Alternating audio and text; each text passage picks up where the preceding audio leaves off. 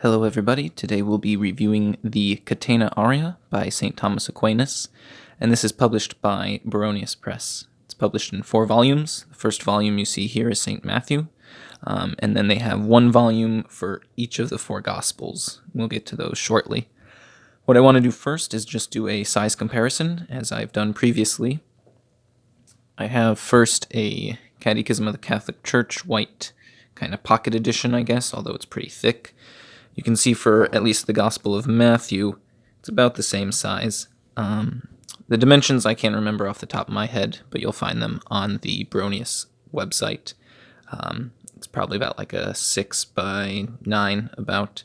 And then I also have the Ignatius, just second Catholic edition of the RSV. You'll see it's a little bit smaller. Obviously, Ignatius has that kind of lip right there.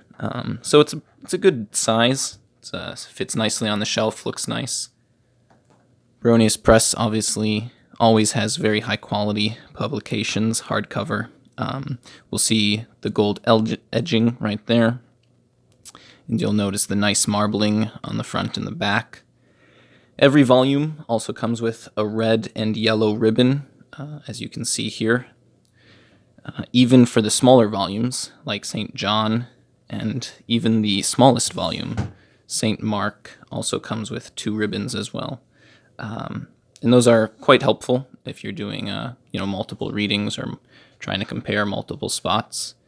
The ribbons themselves are a nice quality. They're kind of, I don't know if you'd call it like a plastic or nylon, but they're not going to fray, at least right away, out of heavy use. Now, as you'll notice, the volumes are not all the same size. Matthew is obviously the largest. Then we'll have Mark, believed by most fathers, church fathers, I should say, to be an abbreviation of Matthew, so there's not much commentary on that one to begin with. Then you have Luke, obviously that we're just going in the biblical order here, and then finally John. Now, I thought, John would have a lot commentary, but John is also somewhat of a thin volume. Now, I didn't see any, major review online about these, and so I thought, if I got them, I should kind of share that with others. And so if we just look open at the text, kind of like flip around with it, it sits nicely, as most Baronius publications do, just open. If I had it open to the beginning of the text, right, that would sit fairly open as well. Again, you flip to the end and you'll see it stays open. The paper is kind of like that white to a little off-white. So it's just a nicely put together book overall. Now for it to get to the text, what you'll see here is that the verses of the gospel are numbered, put in a large font, and then the commentary follows below in paragraph format. And you'll see at the end of the page here, they'll pick up with chapter 15, where they left off. Now, this is technically just a reprint. This is published in 2020, I believe. You'll see here, Baronius Press, MMXX, so 2020.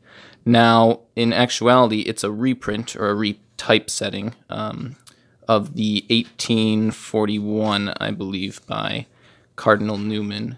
The preface here, you'll see the preface is actually by John Henry Newman. And so this is just pretty much a reprint of the 4 volumes published back then. What that allows you to do from a scholarly point is to reference any page number in here with a page number in the older edition. If you're doing something like that. Now, everyone is different. Cardinal Newman, when he published the Catena, was very adamant. I don't want to say adamant, but he wanted it to be kind of a family book. He saw that it could be a way to get the church fathers into the families, have the average Catholic and Christian believer reading what the fathers thought about the gospel. When Thomas Aquinas obviously put together this Catena in the 1200s, he was just gathering good resources of the fathers on the Gospels in a similar way, you could say. So whether or not this is going to be a scholarly book for you or whether just some leisure reading, that would be up to your choice.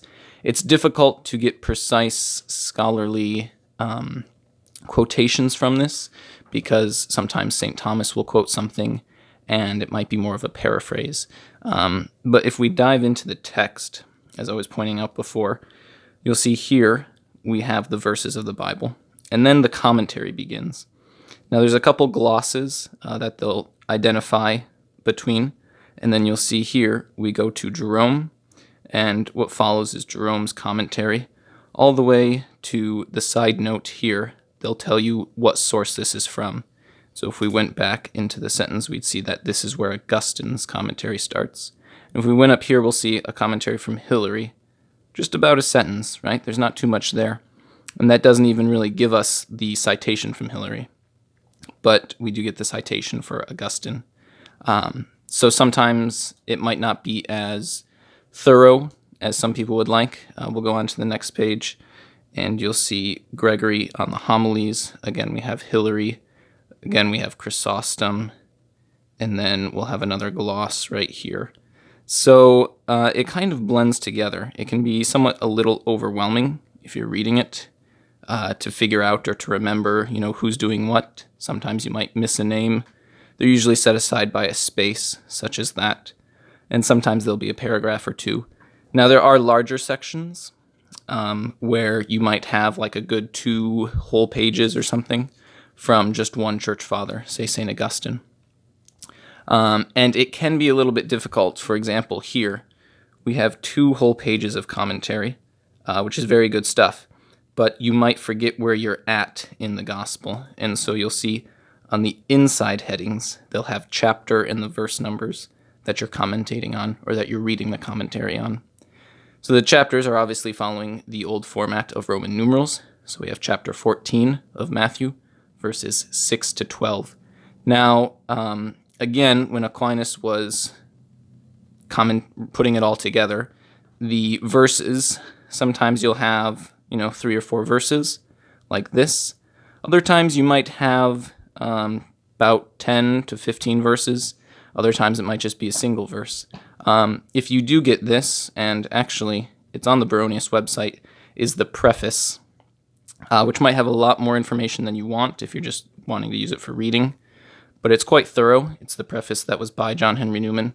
And it breaks down pretty much what I've been telling you about the different sources used in Thomas Aquinas' writing, and then just the different troubles they had to go through publishing the volume. And as I said, because this is a reprint of the 1840 edition, even though this preface was put for the older edition, it still follows for everything that goes in here.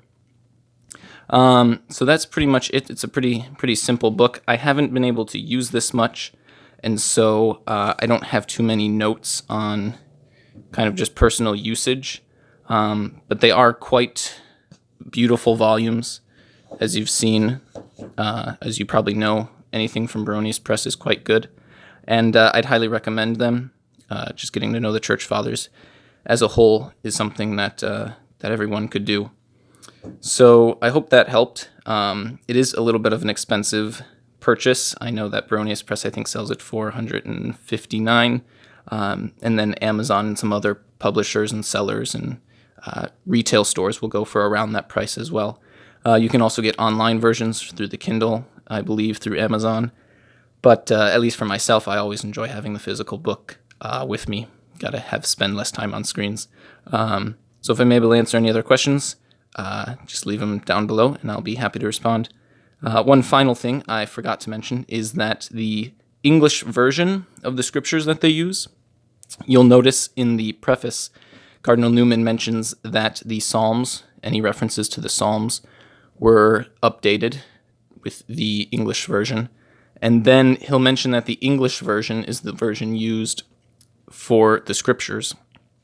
And so I've heard some people say that this printing uses the Douay-Rheims, and that's not technically true. I was comparing some lines with it, and I don't necessarily know what the English version he was referring to is, but it didn't seem to line up 100% with some quick references I made online with the Douay-Rheims. So if you think that's quoting the Douay, and you cite this and you want to go into the Douay-Rheims and say it's the same verse, It might not necessarily be word for word, but it will be pretty close.